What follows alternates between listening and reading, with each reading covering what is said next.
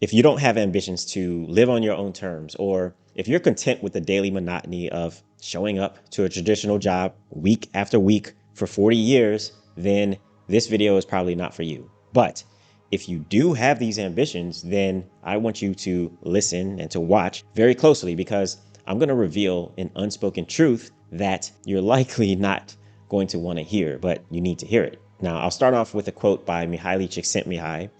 Control of consciousness determines the quality of life. I've been on a mission to build a life outside of the rat race. And the more that I dive into this new life, the more that I'm seeing that so many other people are stuck in stressful jobs and careers and lifestyles that they wish were very different. And they're stuck because they're not focused. Their conscious experience is being dictated by a modern system that keeps them distracted by trivial things that really don't matter in the grand scheme of things. But making a conscious effort to remove the common distractions that are keeping so many people stuck, and then refocusing energy on things that actually move the needle forward, that's the quickest path to a lifestyle outside of that traditional corporate structure. You see, in 2024, I left my corporate 9-to-5 job and I moved to Europe, and I started living this solo entrepreneurship lifestyle. And honestly, that was not always part of my plan. But at the beginning of the pandemic, I lost my job. And what happened after that was 10 grueling months of searching and being rejected, and essentially just feeling like I'm tap dancing for the system. And so it was at that point that I decided to never let my financial future be controlled by corporate America, at least not fully controlled. And this is a common thread that comes up quite often in my private community. So I know that it's on a lot of people's minds. Like, people are questioning if it's worth it to be locked into this system for 40 years of their lives at the expense of their health, of their family, and, ultimately of their dreams. And despite feeling this way, most people stay in their current situation. They never take action. So I have to ask the question, if you were able to invest 16 years of your life completing grade school, going to college just to land a job that comes with serious lifestyle constraints, then what's the hesitation with locking in for another 3 to 6 months to exit the rat race and to actually build the life that you want for yourself? And I think that I know the answer to this question. The great pacification. When a baby is crying, you might give it a toy or a pacifier. Now, what if I told you that the same thing is happening to adults today? Only the toys and the pacifiers are just a bit more sophisticated, right? So today we have social media, we have refined sugar, alcohol, watching sports, binge watching TV, playing video games, consumerism, retail therapy, and that's just to name a few. Just know that these comforts of modern society, they are the equivalent of pacifiers for adults. They distract us from focusing on what actually matters. They provide instant gratification, which leads to dopamine overload, and dopamine overload absolutely kills motivation in its tracks. Instant gratification induces apathy, and apathy is a lack of goal-directed activity and motivation. Like, in this day and age, too many people who want to create a life with more freedom, with more independence from the corporate grind, they stay stuck in a state of apathy because they're way too busy scrolling on Instagram or binge watching TV or indulging in the million other forms of instant gratification that are out there. And so when you do this, you don't have the energy, you don't have the focus, you don't have the motivation to lift yourself out of a career situation that is making your life, let's just say, suboptimal. I'm speaking from experience as well, right? I don't want you to think that I'm just like lecturing to you. I'm speaking from my own personal experience. I'm very much still in this process of building like this lifestyle outside of the rat race. Like, I have not fully made it just yet, since my life is higher stakes now. Like, I left my job. I'm totally dependent on my business. So my life is much, much more higher stakes. I'm seeing how destructive these adult pacifiers like social media and alcohol really are. when I need to be zoned in as possible to break free of the 9 to 5 trap once and for all. So I have essentially locked myself in a room, and I'm making the 3 to 6 month investment to set myself up for full independence, for full autonomy. And that's probably why you might notice I'm making so many more videos now than what I was doing in the past. All right, so today I'm gonna walk you through the exact process that I'm using to do this. And I invite you to join me in my 3 to 6 month lock-in. Now, this brings me to the very first point, and it's a very important one, which is the ruthless elimination of distractions. If you want to change your lifestyle, then you cannot dabble. You cannot just dip your toe in the water.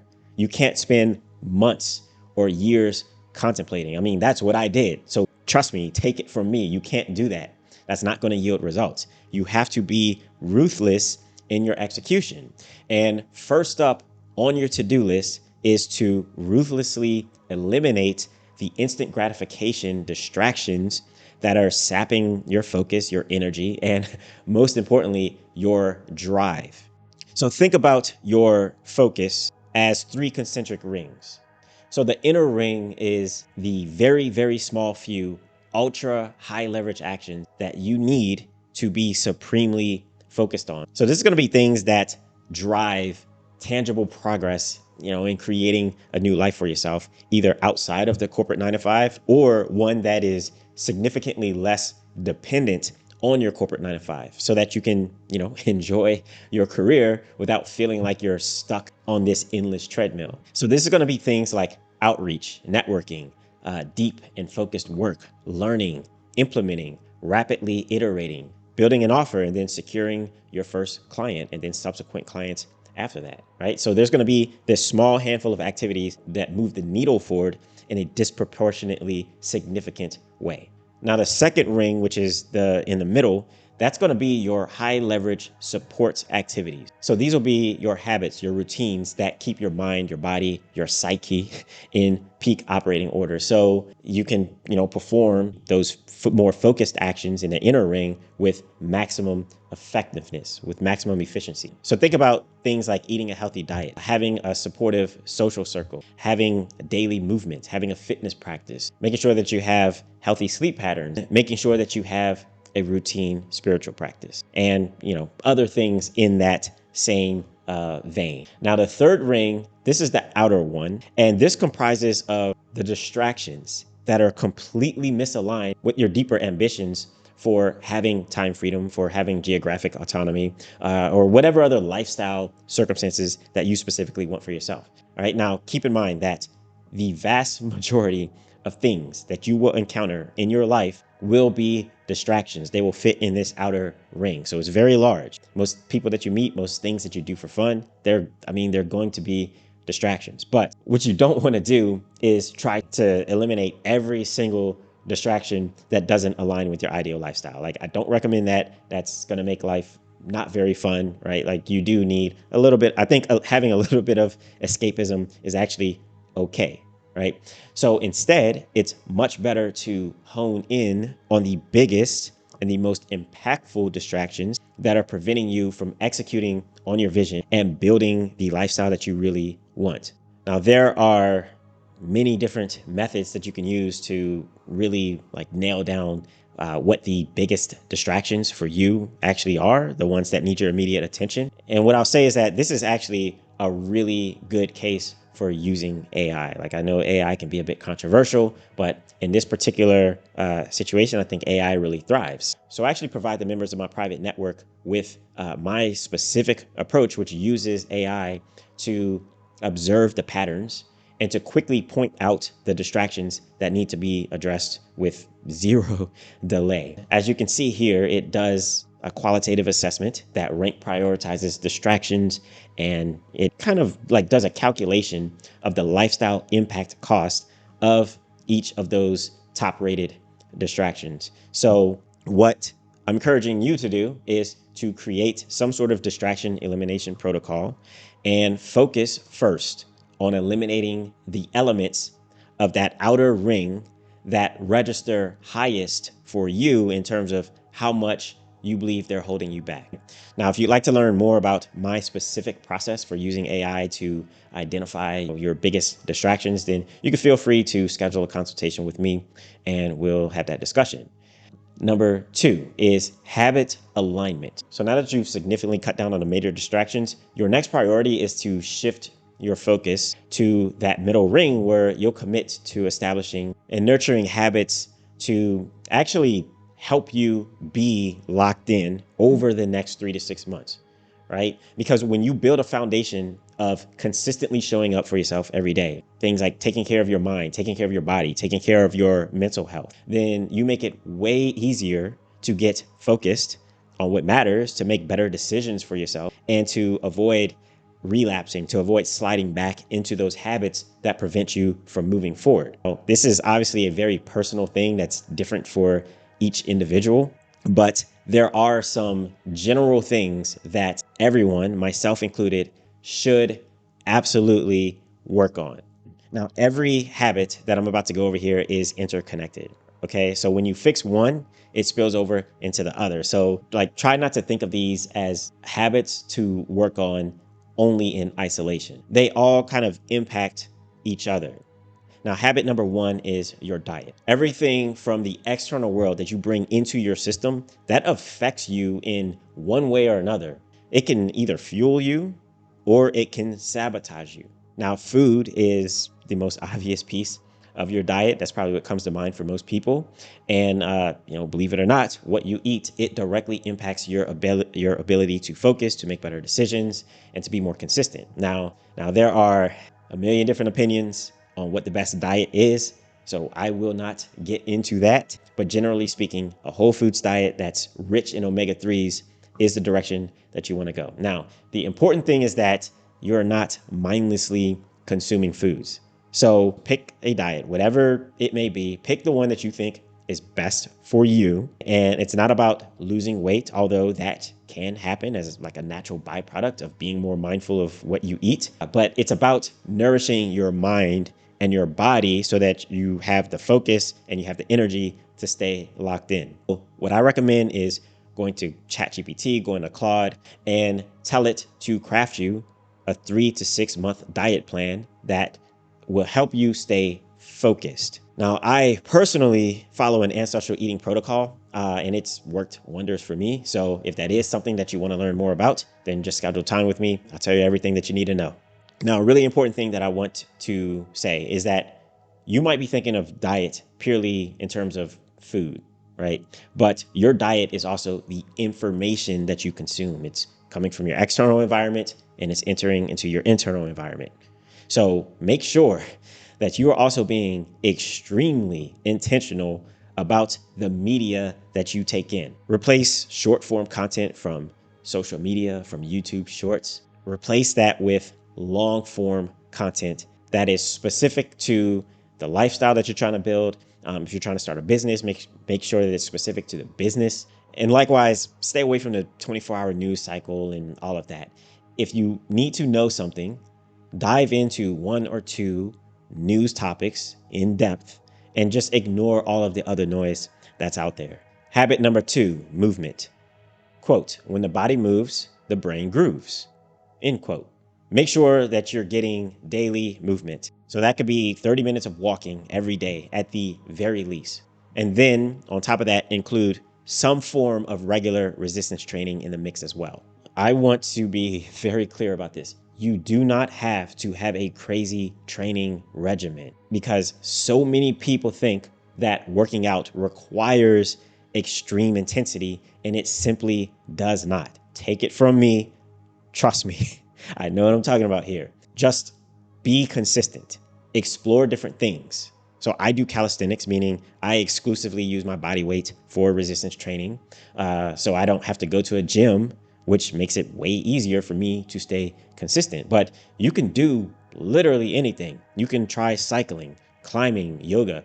Just move your body because it is super important for all around function, including optimal brain function.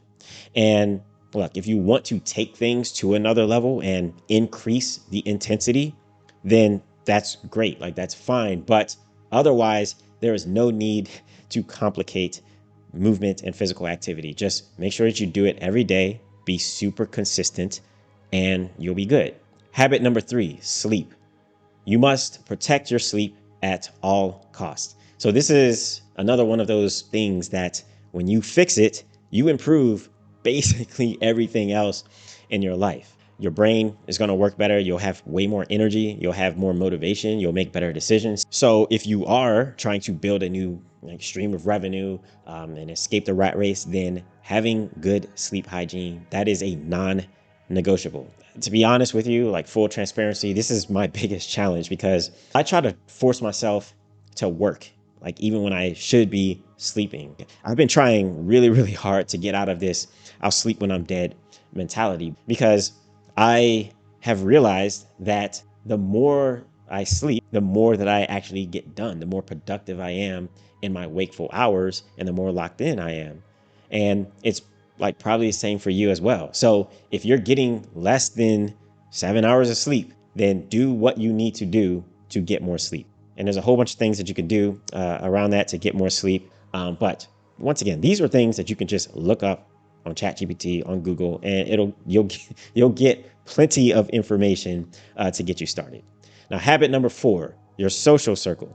It is ridiculously important to regularly curate your social circle to make sure that it is aligned with the direction that you want to take your life. And it does not matter how smart you are or how disciplined you are. The people around you, your self-perception, the way that you perceive the world, it will always be shaped by the people who you spend the most time with. And since the goal is to get out of the rat race and build a life that is more autonomous with more freedom that you can live on your own terms, then it stands to reason that you should make sure that you're spending way more time with other people who not only already navigated a similar path that you're currently on, but also more importantly, people who are currently on the same journey as you. Like that is equally as important. So you want to make sure that you are in the company of entrepreneurial minds, of people who also value a balanced lifestyle over career advancement, in the corporate world. And also just simply of people who will support you along the way. Now, on the other hand, you will need to scale back your time invested with people who are just fundamentally misaligned with the vision that you've set for yourself. So this includes like people who might encourage you to indulge in the distractions that you have worked so hard to stop participating in, as well as the people who are so just like deeply entrenched in the corporate path to the point where they project their own insecurities onto you because you're trying to do something different for yourself. And then habit number 5 is environment. Are the places that you frequent physically set up for deep focus, for creativity, and for staying consistent in your mission? Like, for example, having a clean environment that's free of clutter, like that is way more conducive for productivity than just like having a really messy space. And the same goes for your digital devices, your email, your phone. So audit your environment and make sure that it is set up for staying focused. And all of these habit changes, they are going to be unique to you and to your lifestyle. So for each one, I strongly recommend just having a conversation with AI. It'll give you the specific information that you need to lock in. And it's not like groundbreaking information. You just need to apply that information to this larger framework that we're discussing here. Now, number 3 is your unique value proposition. And this is the first stage of the inner ring. So this is where we really want to be focused because this is going to be the thing that really starts to drive the needle forward. Okay. So at this point, you've addressed your major distractions, you've realigned your daily habits, and now you're ready to actually redirect your efforts towards building an autonomous life outside of the rat race. Now, one of the tragedies of being in the corporate life is that it is easy to severely limit the pathways that you believe that you can take to monetizing something that you have to offer. If you're like how I was just a few years ago, you might be thinking about the usual pathways, like buying an existing cash flow business. So something like a laundromat or real estate, or getting funded to start something new and to grow it potentially into like some unicorn empire or something like that. Now, these are for sure viable options if that's what you actually want to do. But there are so many other options that involve solo entrepreneurship, that involve virtually zero capital, no banks, no investors. And if you're trying to optimize for lifestyle, so for time freedom, for geographic flexibility, for alignment with your purpose, with your passions, then for most people, I do believe that the smartest path is a combination of turning what you already know, then packaging it into a product or into a service, and then using that internet to find people who are looking for what you have to offer. Like, this is by far the easiest thing that you can do. Now, you might be thinking that you don't have anything to offer, but I promise you with like 110% certainty that you actually do. So you just need to answer these 3 questions. What professional experience do I have? What problems did I solve in my life? And what do I obsess over every day? Your answer to any one of these questions, or a combination of the sort, will point you in the direction of your unique value proposition. And when you look at it in this way, you'll find that you have a lot of interesting things about yourself that, when packaged correctly as a solution to other people's problems, can be turned into a monetizable asset much faster than you probably think. Now, if you want to streamline this process of figuring out how to kind of monetize your experience, your thoughts, your knowledge, then I created an AI tool that'll help you find your unique value proposition. And then it will suggest products and services that you can offer based on that information. And it'll not only help you to identify a specific offer that aligns with your ideal lifestyle and your value proposition, but it'll also present you with a 7-day roadmap to rapidly acquiring your first customer or your first client. And that leads me to the next step, which is step 4, taking bold and decisive action. So this is also the second part of that inner ring of focus. Quote, law number 28, enter action with boldness. End quote. Most people generally know what to do, but the real problem is in executing, right? It's in putting your ideas into motion. This is where most people lose traction because they get caught in analysis paralysis and they end up never, taking action, or they try to do too many things at once. So they end up being mediocre at everything and not really making progress, or they take action and then they end up quitting because they didn't see immediate results and they couldn't be consistent for long enough. And these are recipes for failure because you'll just end up spinning your wheels, burning yourself out, and thinking that, this doesn't work for me. So I have learned through trial and error, mostly through error, that there are levels to taking action, right? Like, you don't just take action haphazardly. It's something that you have to do with intention. So how do you take bold and decisive action with intention? Firstly, pick the single highest leverage activity to focus your energy towards. Okay. Never try to juggle multiple things at once.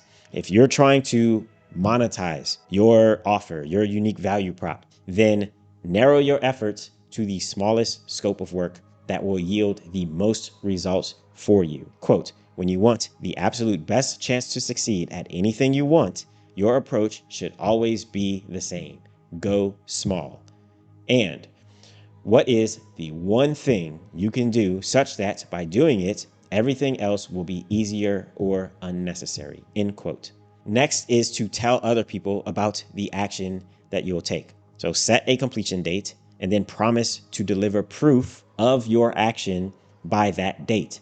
And just a little hint here, it is probably best to promise this deliverable to friends who actually have the potential to also becoming your first customers once you finally launch your offer, because they have much more of a genuine interest in making sure that you follow through on that particular promise. Okay.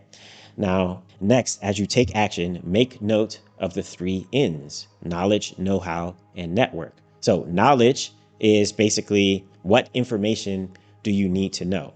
And know-how is which skills do you need to learn? And network is who do you need to make connections with?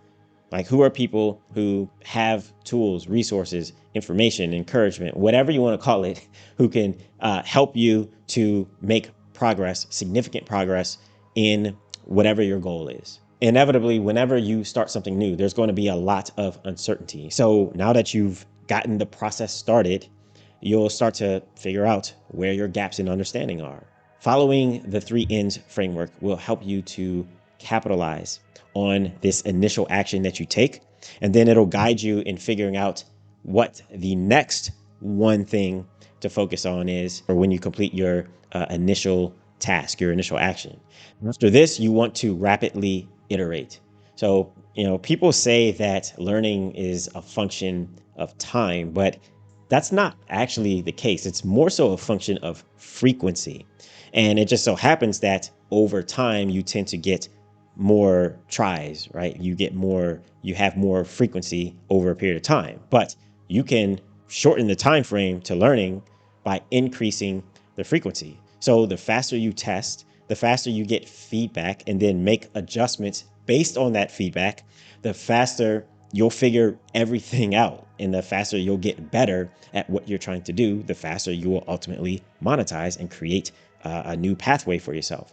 In my experience, when you venture into new income generating projects that are more on the entrepreneurial side, then the only way that you're truly going to know what works is to get real world feedback, which only comes through taking action. It's not going to happen in a theoretical world. It's like learning how to ride a bike. The only way you can learn to ride a bike is to ride a bike. You have to actually do it. And then the feedback that you receive from falling, that trains your motor skills to eventually be able to ride a bike intuitively without having to think about it. The same principle applies to figuring out how to establish a reliable income stream outside of your 9-to-5 job. Okay, now on to the 5th and final step, which is systems and flow. And this is the last piece of the inner ring. So you've done all the work. You've cut out your distractions. You've established new habits. You found your unique value proposition, and you've started to take action to actually, monetize it. Now you'll need to build on this momentum by establishing a system that will not only keep you consistent for the next 3 to 6 months, but will also accelerate your progress. Now, my philosophy is that the more you can tap into the flow state, the more locked in you will be, and the more likely you are to be very, very successful. Quote, flow is the most addictive state on earth because it is the ultimate performance enhancer. And when we're in flow, productivity can increase by up to 500%, end quote. So when I think about systems for consistency, I'm thinking about it in terms of being in the flow state as much as humanly possible. And there's a few ways that I do this. The first is by harnessing natural energy cycles for peak focus. So you have the 24-hour circadian cycle. You're probably familiar with that one. Now, everyone's is different, but the circadian cycle, it will always include peaks of alertness as well as like valleys where it's way more difficult to be focused. Now, my experience is that first thing in the morning, like not long after you wake up, is the best for deep work and deep focus. And then the middle of the day, my focus tends to crash. And then towards the end of the day, my alertness picks back up. But at this time of day, it's a little bit more aligned with my creative mind instead of like my analytical mind. So I align my daily schedule to follow this natural cycle. Now that leads me to the ultradian cycle for deep focus. So basically the brain can go into deep concentration mode for say 90 to 120 minutes before it needs 30 minutes or so of rest. So I time box 90-minute deep work sessions to fall within the time of day that my circadian cycle is peaking. So I'll usually allocate like 2 90-minute deep work sessions in the morning when my alertness is highest. And then in the middle of the day, that's when I go to work out and I take care of other obligations, because that's like the time of day that my alertness is down and I can't focus. I can't engage in deep work so much. And then at the tail end of my circadian cycle, my alertness picks back up. So that's when I get back to doing 1 or 2 additional 90-minute deep work sessions. Now, this is just a super, super high level framework. And, I don't want to tell you exactly how to structure your day, but do take time to build a schedule around your natural energy cycles, your circadian and your ultradian. There are a few other things that you can do to enhance your energy, even further. I won't go into like deep specifics here because we will be here absolutely all day in that case. But essentially, you want to invest in a wellness practice that gives your mind, that gives your body downtime to recover and to recalibrate. Now, I personally like to get massages, and I also do sensory deprivation chambers or isolation tanks. Some people call them float tanks, however you want to call it. But the possibilities here are endless, right? So just explore, experiment, try different things, and see what you like, see what is very restorative for you. Now, one last thing about consistency and making the best of your efforts is to invest in some form of coaching, some form of community, some network, accountability partners, some other form of external drive, so that you're not putting the full burden of performance on yourself and you're not leaving it to yourself to self-motivate. So I'm using my own network, my own community, the focus algorithm, and the people that I'm connected with in there are helping me to stay the course. Now, if you follow this process by killing distractions, by locking in for 3 to 6 months, then you can start to generate income. You can generate economic opportunities, an employment situation that buys more time, more freedom, more flexibility, and frees you from the rat race. Now, I want to be very clear about one last thing, which is that exiting the rat race does not mean quitting your job. It means building a life where you have the level of autonomy and freedom that you desire, and you don't feel like you're stuck on this hamster wheel. Generating additional income, yes, that can lead to full-on entrepreneurship, but it can also just simply buy you some more flexibility to move to like a less stressful job that requires less of your time, less of your energy. Now, on the flip side, you can also build a full-on business that allows you to quit your job because it makes so much money, but you could still be stuck because the business demands everything from you. And in my opinion, if you do this, you're still basically in the rat race. One of my clients actually purchased a business some years ago, and then she successfully scaled it, and she made an 8-figure exit on that business, only to still be an employee in the company. And so she's still trying to escape the man, as they say. Like, she still feels like she's stuck in the rat race despite selling a business for millions of dollars. So that's not what you want. So I want to say that making money does not equate to exiting the rat race necessarily. The way that your income is earned plays a major role in how everything plays out. Now, once again, if you've been considering finding alternatives to your corporate 9-to-5, whether it's just finding a side hustle or going all in on entrepreneurship, then be sure to add the Monetize Your Mind tool to your arsenal to get started in creating your unique value proposition. And if you're ready to just go all in and join a community of other people who are locked in and who are building their ideal lifestyles of freedom, of autonomy, of purpose, then join the Focus Algorithm private network today. Links to everything are in the description below, and I will see you next time. Peace.